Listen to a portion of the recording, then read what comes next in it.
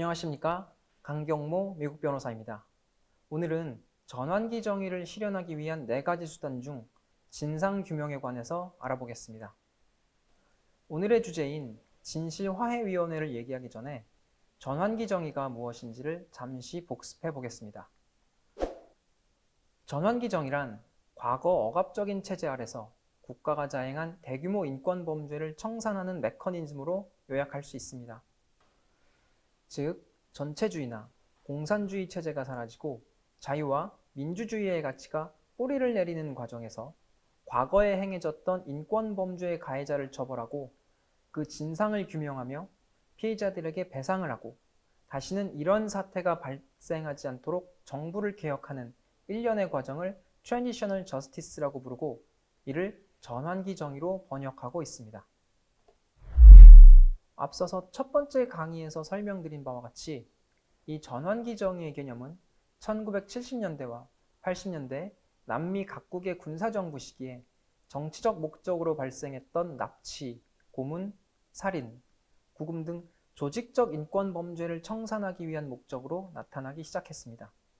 하지만 남미에서 새롭게 출범한 민주주의 정부는 과거 뉘른베르크 재판의 전례를 따라 인권 범죄의 가해자들을 처벌하는 것이 과연 민주주의를 정착시키는 데 도움을 줄 수 있는 것인지에 대해서 고민을 할 수밖에 없었습니다. 무엇보다 다수의 가해자들을 모두 찾아내 처벌하는 것이 구체제 관련자들의 반발을 야기해 사회적 통합을 저해할 가능성이 높았고, 형사처벌을 하는 과정에서 법률의 소급 적용이나 처벌 대상의 선정 문제 등 근본적인 법치의 원리에 부합하지 못할 가능성도 있었기 때문입니다. 이러한 현실적인 이유로 인해서 고안된 것이 바로 오늘 알아볼 진실화해위원회 모델입니다. 진실화해위원회는 전환기 정의적 측면에서 진상규명의 기능을 하는 수단입니다. 전환기 정의는 2가지로 구분할 수 있는데 하나는 응보적 정의이고 다른 하나는 회복적 정의입니다. 이 회복적 정의를 이루는 데 있어서 진실화해위원회는 매우 중요한 역할을 합니다. 즉, 진실화해위원회 활동을 통해 과거 특정 기간 동안 발생했던 대규모 인권 유린에 대한 진상이 규명되고 이를 근거로 피해자들에 대한 배상이 이루어질 수 있기 때문입니다. 다시 말해, 진실화해위원회의 중요한 목적은 인권 유린에 대한 진상 규명입니다. 전환기 정의의 대상이 되는 대규모 인권 유린 행위들은 국가가 조직적으로 자행한 범죄임에도 불구하고 실체적 진실이 명확하지 않은 경우가 많습니다. 특히 체제 전환 과정에서 공식 기록이 사라지는 경우도 있고, 사건이 발생한 후 오랜 시간이 지남으로 인해 중요한 관련자나 증인이 사망하는 경우도 있습니다. 뿐만 아니라 쟁점이 되는 사건 자체가 실제로 있었던 일인지 불명확한 경우도 있습니다. 이러한 이유 때문에 진상규명은 전환기 정의에 있어서 매우 중요한 기능을 합니다.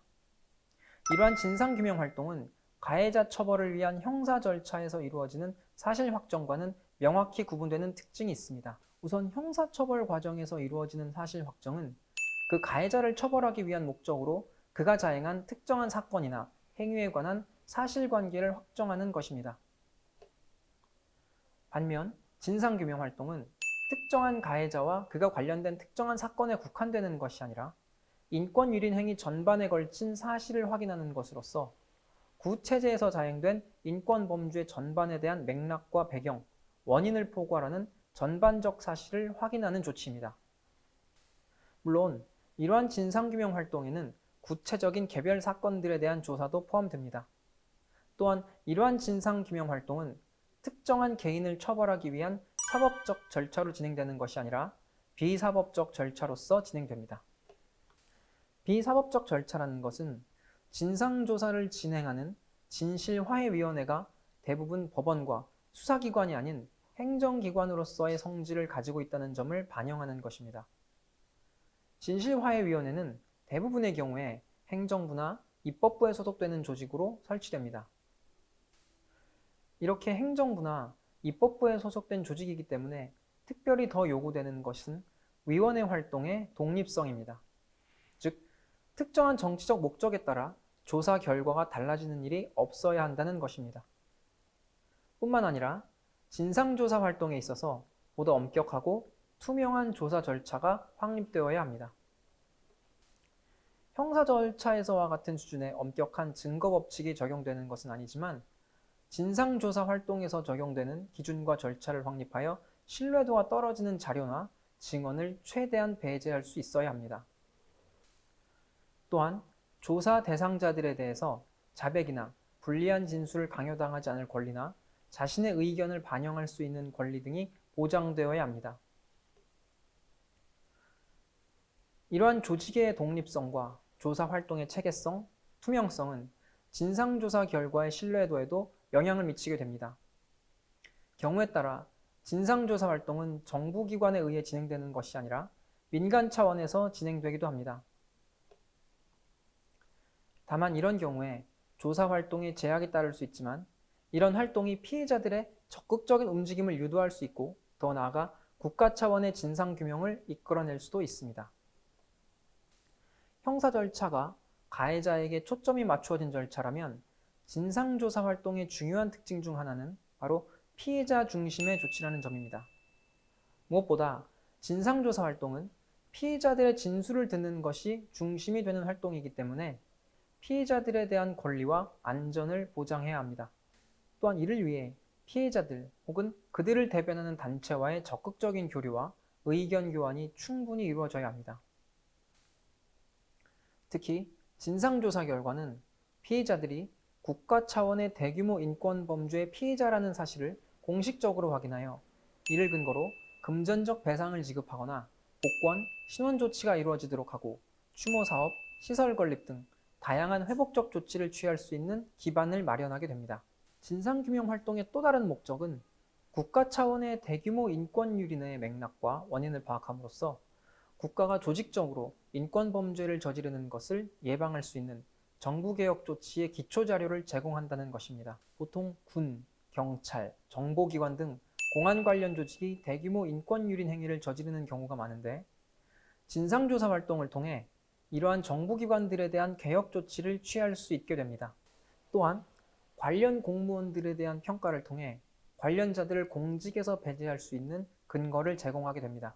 이를 통해 진상규명 활동은 향후 민주주의가 더욱 견고하게 확립되는 데 일조할 수 있습니다. 진상규명 활동이 가지는 중요한 목표 중 하나는 전환기 이후의 사회통합에 기여하는 것입니다. 앞에서 언급한 것처럼 진상규명은 가해자 처벌의 한계와 형사처벌만으로는 획득할 수 없는 회복적 정의를 실현하기 위한 수단입니다.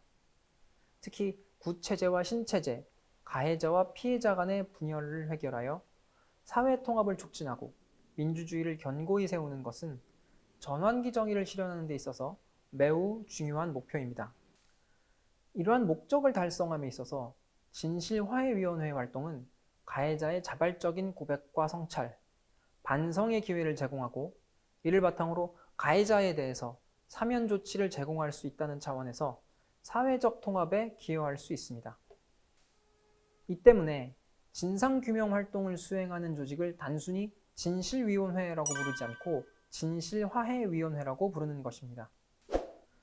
진실화해위원회 모델의 가장 성공적인 사례는 악명 높은 흑백 분리 정책인 아파르테이트 청산을 위한 남아공의 진실과 화해위원회, 약칭 TRC입니다.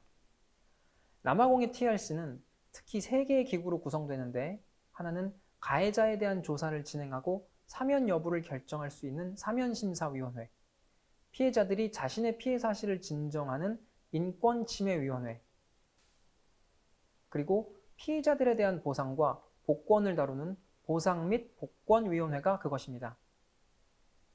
가장 독특하고 논란의 여지가 큰 부분은 사면심사위원회입니다. TRC는 의회 입법을 통해 법률에 근거하여 창설된 정부기관이고 법원이 아니기 때문에 가해자의 행위에 대해서 사면 여부를 결정할 수 있는 권한을 행정기관이 가지는 것은 적절하지 않다는 논란이 있습니다. 하지만 이러한 사면권 행사를 통해 TRC는 진상규명에서 더 나아가 형사적 정의를 일부 실현할 수 있었고 사면을 얻기 위해 가해자들의 적극적인 협조를 확보할 수 있었습니다. TRC는 또한 아파르테이트에 관련된 사건들에 대한 청문회를 실시해서 진상을 규명하였고, 정부기관별 청문회를 통해 인권 유린을 야기한 정책 실행에 각 정부기관들이 어떻게 개입했는지를 규명하였습니다. 또한 공개 청문회를 통해 피해자들이 공식적인 자리에서 자신의 피해 사실을 증언할 기회를 제공하여 심리적, 정서적 회복에 기여하고자 했습니다. 이러한 TLC의 활동은 남아공의 흑백 갈등을 해결하고 새로운 민주주의 체제를 안정적으로 정착시키는 데 기여했다는 점에서 성공적인 모델로 평가됩니다. 이와 같은 진상규명은 전환기 정의를 이루는 과정에서 매우 중요한 영향을 끼치는 비중 있는 활동입니다. 그러나 가해자에 대한 형사처벌과는 달리 그 설립 근거 법률에 따라 진실화해위원회의 존속기간이 제한되어 있어 안정적인 활동이 어려울 수 있다는 점, 행정부나 입법부의 예산 지원을 받으면서도 그 독립성을 철저히 유지해야 한다는 점, 가해자와 피해자 간의 갈등을 원만히 해결해야 한다는 점 등 성공적인 결과를 얻기 위해서는 극복해야 할 과제가 매우 많습니다. 이러한 한계에도 불구하고 진실화해위원회 모델은 체제 전환 이후 전환기 정의를 실현하는 데 빼놓을 수 없는 수단입니다. 따라서 진실화해위원회를 통한 진상규명은 각국이 가지고 있는 정치적, 역사적 배경 등에 따라서 현실에 부합하는 모델을 만들어 적용하는 융통성이 중요하다고 봅니다. 다음 시간에는 전환기 정의를 실현하기 위한 과제로서 피해자에 대한 배상과 정부개혁 조치에 관해서 알아보겠습니다. 감사합니다.